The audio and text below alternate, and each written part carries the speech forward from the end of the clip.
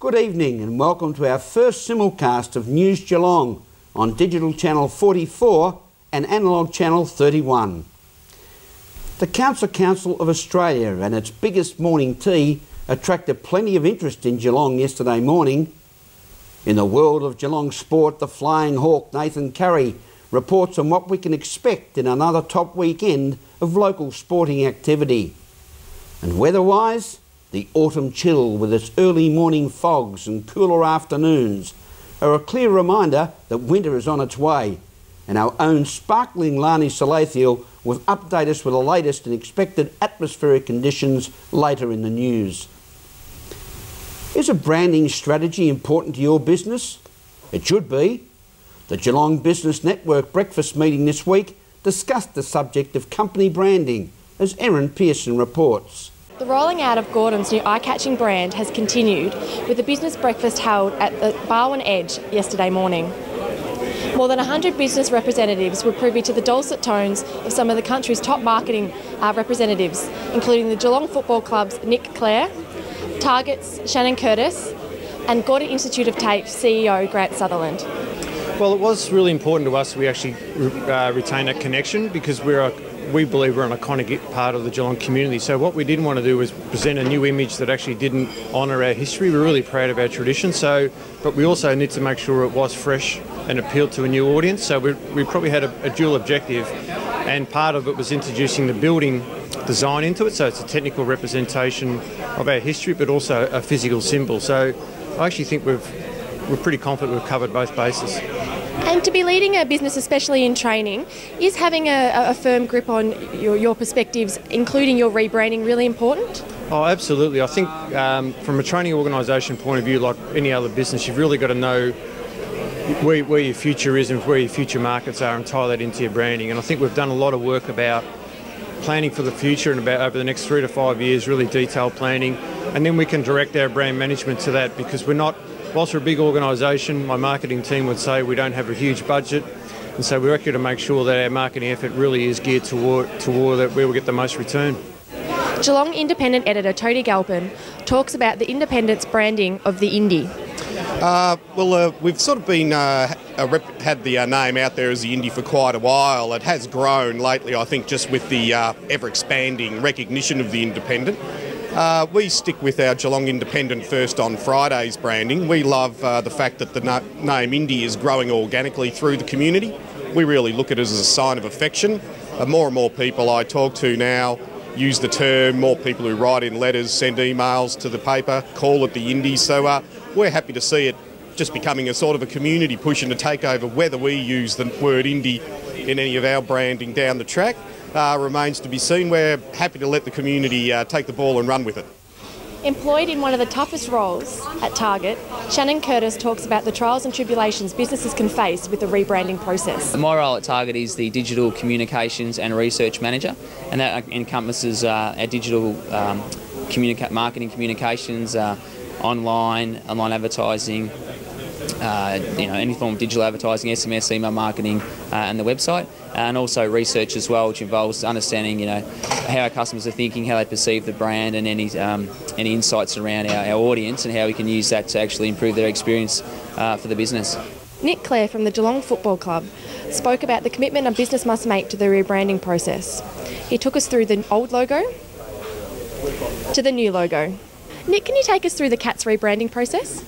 Yeah, absolutely. We made a strategic decision back in 2005 to invest in our brand, and it was probably at a start of a point where we saw the club wanted to go from good to great, and brand was very important to us. So we engaged some experts in the field. Cato Partners and Ken Cato, who drove that for us. And what we did was really talk to our people, talk to our staff, talk to our players, our directors, our members, our sponsors, and say, what do we stand for? What are we all about? Because that's really important when you define your brand. Erin Pearson here at the Business Breakfast for News Geelong. Thank you very much, Erin. 2010 is the Jubilee year of the Embroiderers Guild Victoria, promoting cooperation and interchange of ideas among those engaged in or interested in embroidery throughout Victoria and other parts of the world, as Meryl Friend reports. We're here at the Geelong Art Gallery in Little Mallup Street, the arts precinct of Geelong, downstairs in the Decorative Art Gallery, and we have the Oriental Embroideries 50th Anniversary Exhibition.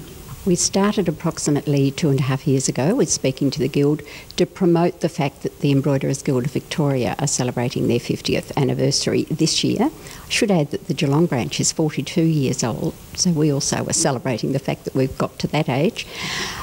We spoke with Lisa, the curator of the gallery, and talked about what we would do to bring works from the exhibition from the gallery, pieces from the collection at Melbourne, and pieces from our members that were of an Oriental theme. And the Oriental theme was a particular love of the members? It is to some of the members, as you'll see from some of the pieces that we have here, and we are currently running classes, one of our members is running them, on Japanese silk embroidery, which is excellent, and they are here. But also we've done a few pieces over the last 12 months that had an Oriental theme. A lot of our members think that somebody else does work better than theirs and theirs isn't quite good enough. But I can assure you that it is. When you look at this, it's quite stunning, and the array of work. Meryl Friend from the Geelong Art Gallery, News Geelong. Thank you, Meryl. A morning tea is easy to organise. Simply arrange a break at work, school or a venue of your choice and make it creative as you like. That's the theme for Australia's biggest morning tea for 2010, and Geelong held its version yesterday, as Erin Pearson reports. The TAC's annual bake-off took place yesterday to raise money for the Cancer Council's Australia's biggest morning tea. The footy show's Billy Brownless tantalised his taste buds with some award-winning pastries and cakes, with the coveted first prize awarded to Michelle Castricum. Who came first at the number one? What was the food? It was a lumberjack cake and it was magnificent. Didn't look pretty, but beautiful taste, very moist, and I loved it. And you had to try 10 different pastries and cakes today. How's that going to help the waistline? No, it won't, not at all. And it was actually 15. It had 10, and then we got here and there was some late arrivals. So, like the chocolate eclair here, which is very nice. But it doesn't help at all, because I'm a bloke that probably doesn't need extra cakes and things like that. But let me tell you, they were all very nice. So we'll be avoiding the yellow lycra this year, will we? Probably, yeah. Not many people like me in it. I reckon I look all right in it, but a lot of people think I look terrible. Yeah. And why are you involved down here for the second year in a row? Oh, it's just good. Obviously, it's local and it helps the Cancer Council, of course. So obviously, morning tea. It's a big morning tea morning, and it's just a great day. Really, I was here last year. And Michelle, you came out with the coveted first prize here, and I know you won second last year. What was the dish that you put forward? I made a lovely lumberjack cake. Yeah, so it's a recipe that I got from my mum, which she got from a country newspaper, and it's just a family favourite. Like that together. Yeah.